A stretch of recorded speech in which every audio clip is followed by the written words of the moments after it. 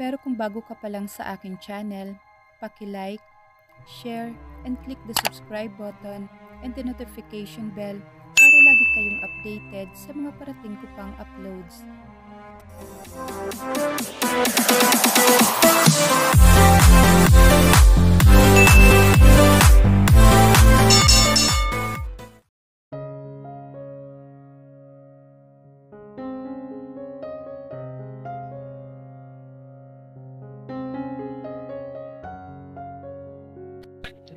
Sumandal ito sa sasakyan niya habang pinapaikot-ikot ang susi ng kotse niya. Totoong gwapo si Mr. Shinseng. Singkit ang mga mata at sobrang puti. Pero hindi ako pwedeng sumabay sa kanya ng basta-basta dahil hindi ko siya kilala. Kahit na pangalan niya nga ay hindi ko alam. Bihira lang ang taxi ngayong araw. He's right. Kaya pala kanina pa ako dito nag-aabang, wala man lang akong nakikitang taxi na dumadaan. Umiling akong senyales na hindi ko tinatanggap ang alok niya. Maraming salamat sa alok mo, Mr. Shinseng. Pero magpapasundo na lang ako sa asawa ko. Huhugutin ko na sana ang cellphone ko nang bigla siyang nagsalita. Rafael's busy. He's with Sabina. Si Sabina? Okay lang kung magkasama sila. Inamin naman na sa akin ni Sabina na engaged na siya. Siguro kaya sila magkasama ay tinuloy na nila ang surprise na sinasabi ni Sabina. Hindi ka man lang ba magsiselos? Sa pagkakaalam ko ay isa kang possessive wife. Tinasan ko siya ng kilay. Ako? Possessive wife? Binabakuran ko lang kung ano yung akin dahil sa panahon ngayon ng mga higad na sa tabi-tabi lang. Excuse me, Mr. Shinseng, bakit naman ako magsaselos? Because your husband is cheating on you. Cheating? Nilingon ko siya. Walang emosyon ang mukha niya. Hindi ko siya gaanong kilala kaya hindi ko malaman sa mukha niya kung totoo ba ang sinasabi niya. Magaling magtago si Rafael. Kahit anong gawin mo, hindi mo malalaman dahil maingat siya sa lahat ng ginagawa niya. Hindi mo pa masyadong kilala ang pinakasalan mo. Ano bang pinagsasasabi niya? Sinisiraan niya ba sa akin sa Rafael? Pwes, hindi ako magpapadala sa sulsol ng lalaking to. Bakit ako maniniwala sa kanya? Hindi ko nga siya kilala. Okay na kami ni Rafael. Maayos na ulit kami. Ayokong sirain niyo ng kahit na sino. Ayokong magpa-brainwash. Huminga ako ng malalim at pinara ang pabadaan na taxi ngunit hindi ako pinasakay. I told you, kapag hindi ka sumabay sa akin, maaabutan ka ng tanghali dito. May point siya.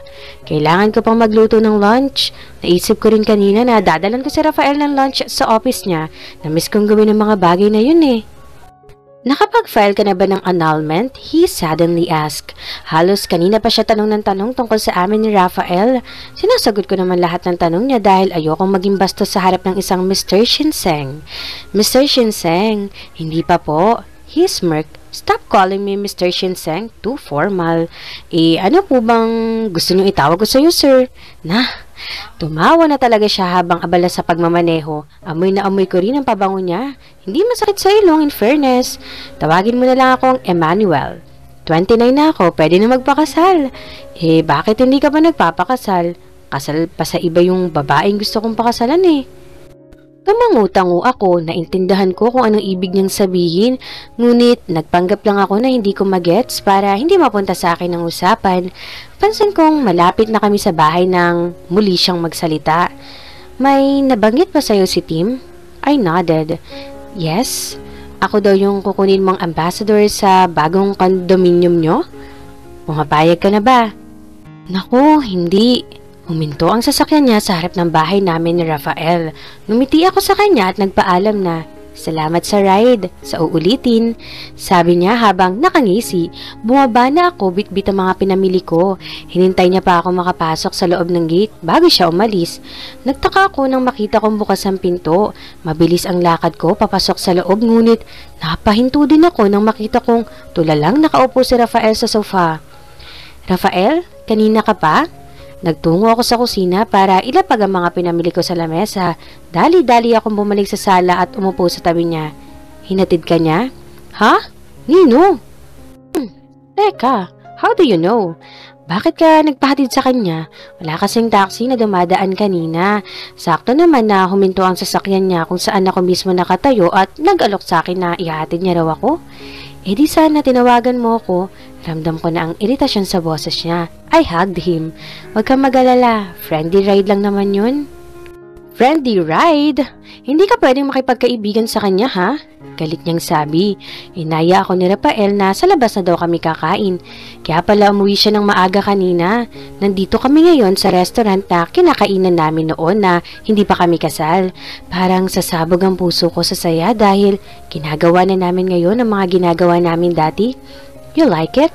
I nodded. Muli akong sumubo ng kinakain kong pizza. Panghimagas na lang namin ito dahil tapos na rin naman kaming kumain ng lunch. Bilisan mo na, ihahatid pa kita. Diba may meeting ka pa? Ako na lang uuwi mag-isa, kaya ko naman eh.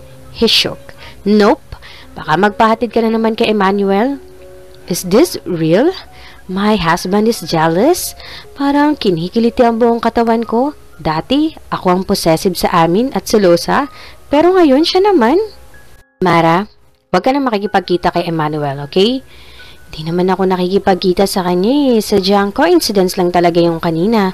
Teka, bakit nga ba ayaw niya akong palapitin kay Emmanuel? Eh, alam kong magkaibigan naman sila dahil sa iisang lugar lang din ang ginagalawan nila. Pos, pareho din silang magaling sa business. Bakit pa ayaw mong makipagkaibigan ako sa kanya? Basta, ayoko makita na magkasama kayo. And don't accept his offer to be their ambassador para sa bagong bukas nilang condominium. Biglang nangunot ang noo ko. Teka, paano mo nalaman yun? Eh, hindi ko pa naman nababanggit sa'yo yan. Hindi siya nagsalita. Nakita ko rin ang gulat sa mukha niya. Hintay ko ang sagot niya, ngunit wala akong natanggap kahit na iling man lang. Rafael? I have connections, Amara. Well, oo nga naman, maraming connection si Rafael pagdating sa mga business. Matapos kaming kumain ay inihatid na niya ako sa bahay. Bumalik na rin siya sa trabaho dahil hinahanap na siya ng mga kasosyo niya sa negosyo. Nakaramdam ako ng anto kaya naisipan kong matulog na lang dahil wala naman na akong gagawin maghapon. Nagising ako dahil sa tunog ng cellphone ko.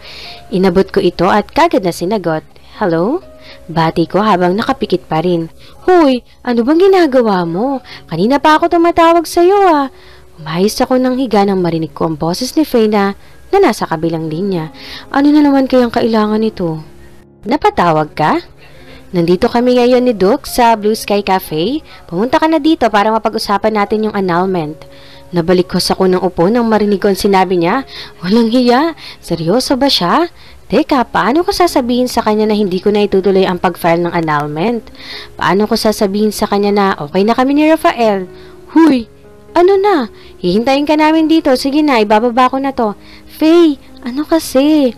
Naihagis ko na lang ang cellphone ko nang wala na pala sa kabilang linya si Faye. 7:00 na pala ng gabi. Ang tagal ko din palang nakatulog. Tumayo na ako para mag-ayos. Kailangan kong pumunta sa cafe kung saan naghihintay si Faye at ang abogado niyang boyfriend na si Duke. Dahil kapag hindi ako nagpunta o sumipot, siguradong lagot ako sa kanya. Naglakad lang ako hanggang sa makalabas ako ng subdivision. Dahil hindi ako marunong magmaneho kaya eto, nagtitiis ako mag-commute araw-araw. Nabanggit sa akin kanina ni Rafael na late daw siya makakauwi dahil marami siyang asikasuhin ngayon. Naisip ko na pagkatapos kong kitain si Faye at Duke ay didiretso ako sa opisina ni Rafael. Ano? I suddenly closed my eyes when Faye shouted at me. Di ko inaasahan na magiging ganito ang reaksyon niya dahil sa sinabi ko, nahampas pa niya ang table namin. Paulit-ulit naman siyang inaawat ni Duke dahil pinagtitinginan na kami ng mga tao. Ganyan ka na ba talaga katanga, Amara? Aminado akong ship ko talaga kayo pero noon yun. Ngayon hindi na. Pabagsak siyang umupo sa upuan. I smiled at her. Alam kong concern lang talaga si Faye sa akin.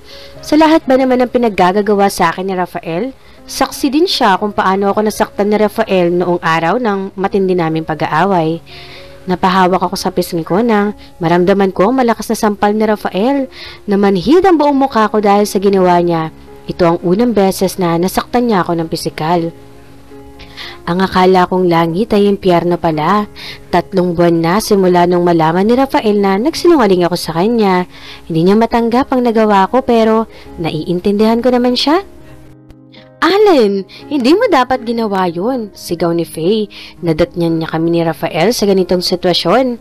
Nakita kong maluhaluhang dinamayan ako ni Faye habang hinahawi ang pisngi ko. Hindi ko na napigilan ang pagtulo ng mga luha ko. Ni minsan ay hindi ako sinaktan ni Papa ng ganito. Ni minsan ay hindi napadampi sa akin ng kanyang mga palad o kahit sa pisngi ko. Tanging si Rafael lang ang nakagawa nito sa akin. Walang hiya ka, Rafael? Faye, tama na. Mas lalong nagalit si Faye nang makita niyang may sugat sa bandang gilid ng braso ko. Gawa ito ni Rafael kanina. Habang nagluluto ako ay bigla niya na lang tinaob ang kawali kaya mainit na mantika ay natapon sa bandang gilid ng braso ko. Galit na galit siya na hindi ko malaman kung anong dahilan. Hawak-hawak ko ang braso ko kung saan nag-iwan ng scar ang sugat na yon. Kapag sa malapit ay kitang-kita mo pero kapag sa malayo, hindi naman halata. Amara, ituloy mo na. Faye, binigyan ako ni Rafael ng chance kaya bibigyan ko rin siya. Hindi ko mibu si Faye at tulala lang na nakatingin sa baso na may lamang juice.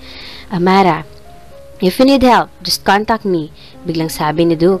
Salamat. Umaling ako kay Faye. Sana, Faye, maintindihan mo. Kasal kami.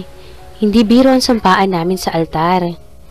Naiintindihan ko naman si Faye at sana intindihin niya rin ako sa lahat ng desisyon ko. Matapos namin mag-usap ay nagpaalam na ako sa kanila na pupunta kay Rafael. Niyaya pa nila akong na mag-dinner ngunit tumanggi ako dahil gusto kong sabay kami ni Rafael kakain. Sumakay ako ng taxi papunta sa El Escalante Empire. Nang makarating ako ay kaagad na akong pumasok sa loob. Mag-aalas 8 na, medyo nakakaramdam na rin ako ng gutom. Good evening, Ma'am Amara. Bati ng isang empleyado. Ngayon na lang muli ako nakaapak dito. Mabuti na lang at marami pa rin nakakakilala sa akin. Si Rafael. Tanong ko nang huminto ako sa table ng sekretarya ni Rafael. Nasa loob pa po, ma'am. I smiled at her. Papasok na sana ako sa loob ng opisina ni Rafael nang pigilan ako ng sekretarya niya. Naku, ma'am, bawal po kayong pumasok dyan. At bakit? I'm his wife. Gumawi ako. Pasensya na po, ma'am. Iyon po kasi ang bili ni Sir Rafael. Bakit hindi ako pwedeng pumasok? Asawa ako ni Rafael, for God's sake. Biglang tumaas ang temperatura ko dahil sa babaeng to. Sino siya para pigilan ako?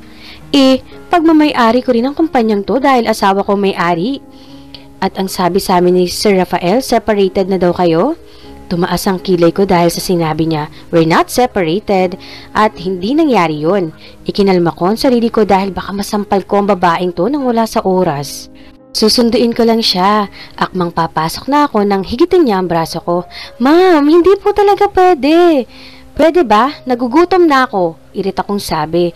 Pasensya na po talaga, ma'am, pero hindi talaga pwede. May kausap pa po si sir. Maghintay na lang kayo dito sa labas. At dahil wala na akong magawa ay patabog akong umupo sa bakanting upuan dito sa harap ng opisina ni Rafael. Nakakaramdam na naman ako ng antok pero nilabanan ko yun dahil baka biglang lumabas si Rafael. Bukod sa inaantok ako ay kumakalam na rin ang sikmura ko. Naalimpungatan ako dahil sa ingay na nanggagaling sa department ng isang employees. Di ko na lang sila pinansin. Matamlay pa rin akong nakaupo ngayon dito sa labas ng opisina ni Rafael. Kanina pa nagre-reklamo ang sikmura ko. Kailangan ko na daw kumain. Tingnan ko kung anong oras na. Nanlaki ang mga mata ko nang makitang 11:00 na ng gabi. Ma'am, mas mabuti pang bumalik na lang kayo bukas. Matalim kong tinitigan ng sekretarya ni Rafael. Halos kanina pa ako nang gigigil sa babaeng to. Wala namang ginawa kundi ang magpaganda. Kung ako lang ang boss nito, tatanggalin ko na siya kaagad. Naiinis ako sa manipis niyang kilay.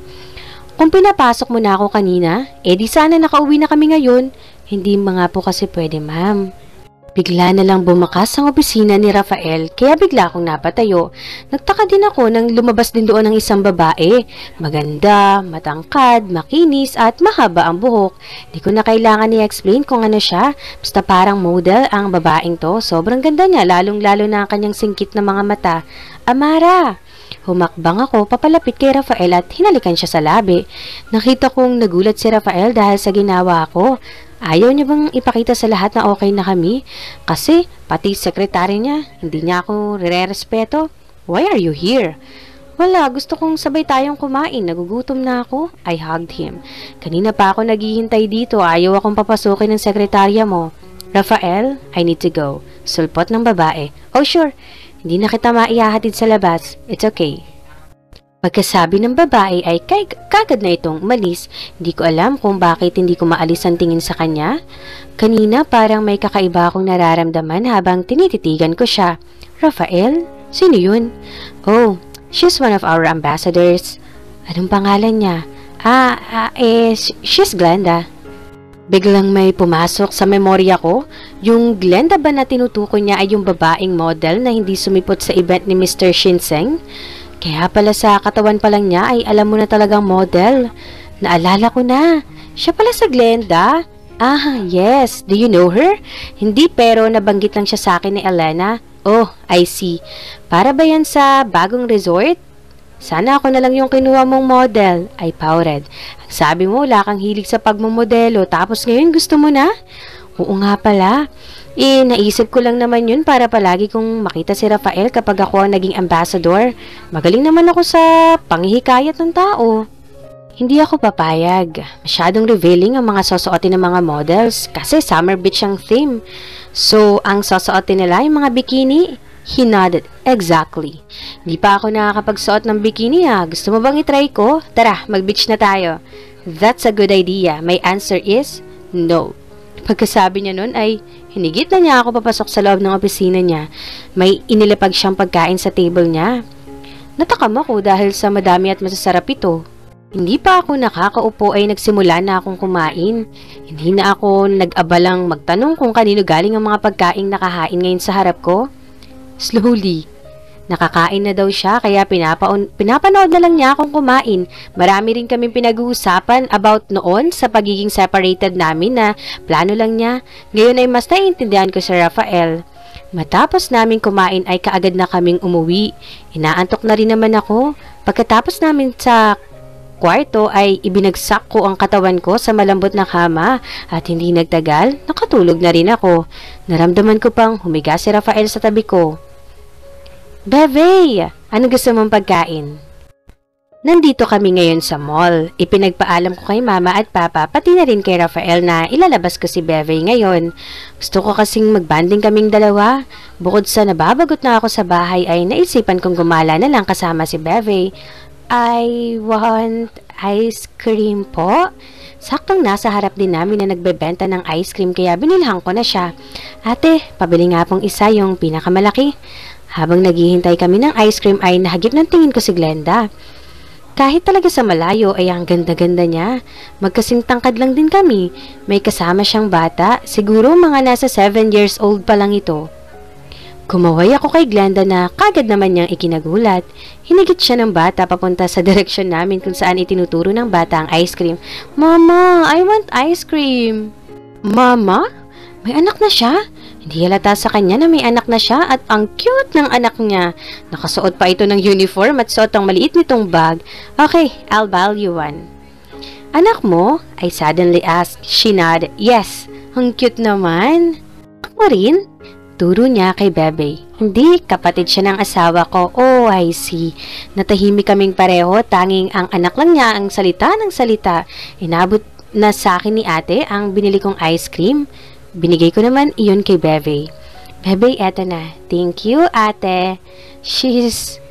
Naintindihan ko kung anong gusto niyang iparating kaya tumango ako kay Glenda. Mama, bakit hindi siya diretso magsalita? Nagulat ako sa sinabi ng anak niya. Kaagad namang tinakpan ni Glenda ang bunganga ng bata. Nami, don't say that. She doesn't want to hear that kind of words. Mas lalo akong naguluhan kay Glenda.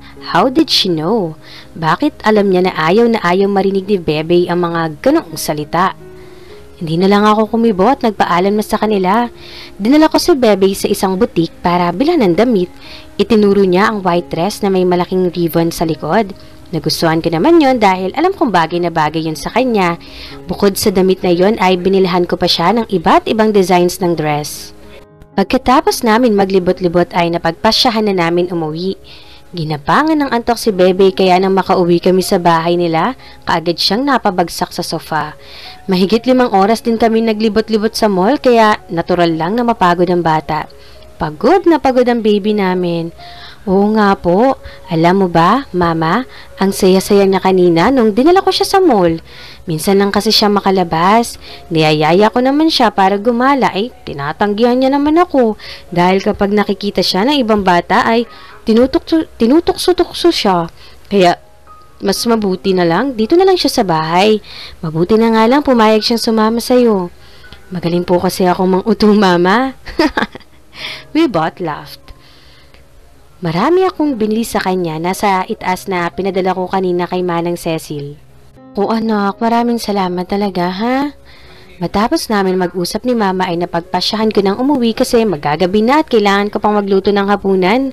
Habang nag-aabang ako ng taxi nang may humintong sasakyan sa harap ko. Hi Amara!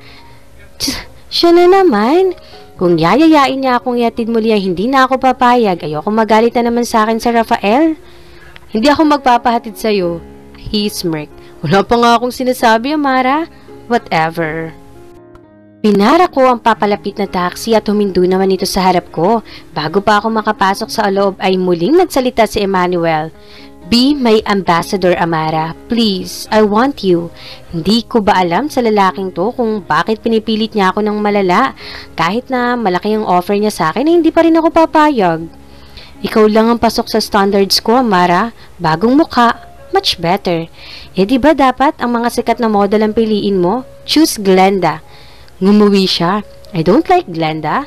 Masyado siyang maingay at marami na rin ang kumukuha sa kanya. Maingay? Si Glenda? Eh, bakit nung nakausap ko siya kanina ay parang ayaw gumalaw ng dila niya? Hay, siguro nga hindi ko pa siya gaano kilala. Please, Amara.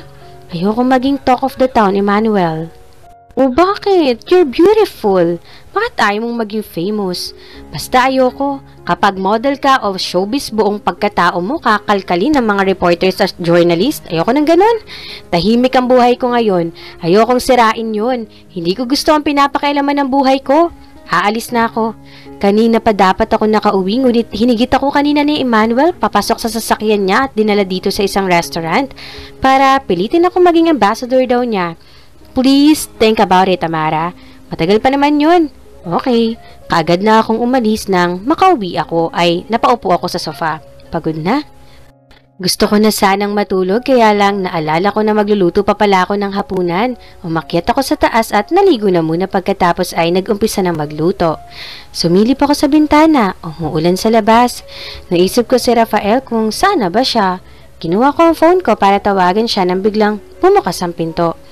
May pagkain ba dyan? Napanguso ko nang makita ko si Elena na basang-basa. Anong ginawa ng babaeng to at bakit basang-basa siya? Inabutan ko siya ng tuwalya para hindi siya ginawin. Maligo ka na nga muna doon. Amara, I have something to tell you. What is it? Amara, ayaw kitang I'm home! Napangiti ako nang makita si Rafael. Medyo nabasa din siya ng ulan kaya inabutan ko siya ng tuwalya. Elena? Tawag ko ngunit nabutol din when I saw her looking at Rafael with her critical eyes. What happened to her? Elena, maligo ka na, baka sapunin ka. Tumango naman siya at kaagad na dumiretso sa banyo. Bakit nandito yan? Hindi ko alam, mukhang may sasabihin yata siya. Anong sinabi niya? Hindi niya natuloy kasi dumating ka. Ang mabuti pa, maligo ka na muna pagkatapos ay kakain na tayo. He nodded. Umakyat na siya sa itaas para maligo. So, ang nangyari ngayon? Nandito kasi sa baba si Elena naliligo. Ano kaya ang sasabihin ng baliw na yun at bakit basang-basa siya sa ulan? I'll ask her later kung anong gusto niyang sabihin.